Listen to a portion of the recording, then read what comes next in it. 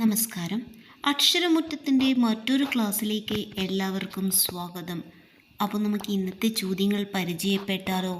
ഇതുവരെ ഈ channel subscribe ചെയ്യാത്തവർ സബ്സ്ക്രൈബ് ബട്ടൺ കൂടി ക്ലിക്ക് ചെയ്യൂ. അപ്പോൾ നമുക്ക് ചോദ്യങ്ങളിലേക്ക് നോക്കാം.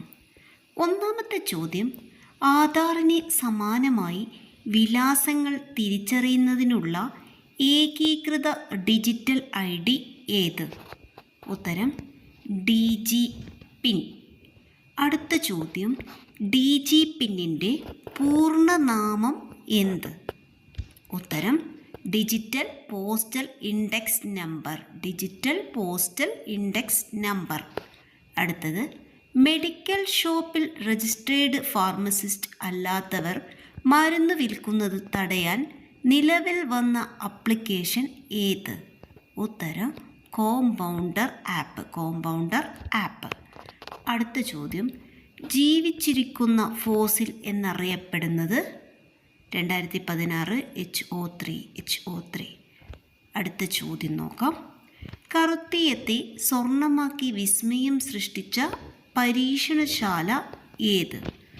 ഉത്തരം European organisation for nuclear research. Okay, അടുത്തത് നോക്കാം. കേരളത്തിൽ ആൻറ്റിബയോട്ടിക്കുകൾ നൽകുന്നതിന് അതിൻ്റെ കവറുകൾക്ക് ആരോഗ്യവകുപ്പ് നൽകിയ നിറം? ഉത്തരം നീല. അടുത്തത്, പുന്നപ്ര വയലാർ സമരം നടന്ന സ്ഥലം? ആലപ്പുഴ ജില്ലയിലെ അമ്പലപ്പുഴ ചേർത്തലയിലാണ്. അടുത്തത്, പൂർണ്ണ സ്വരാജ് പ്രമേയം പാസാക്കിയ INC സമ്മേളനം? 1929 ലാഹോർ സമ്മേളനം. തേനീച്ച കൊതുക് ദിനം എന്നാണ്? ആഗസ്റ്റ് 16. അടുത്ത ചോദ്യം നോക്കാം.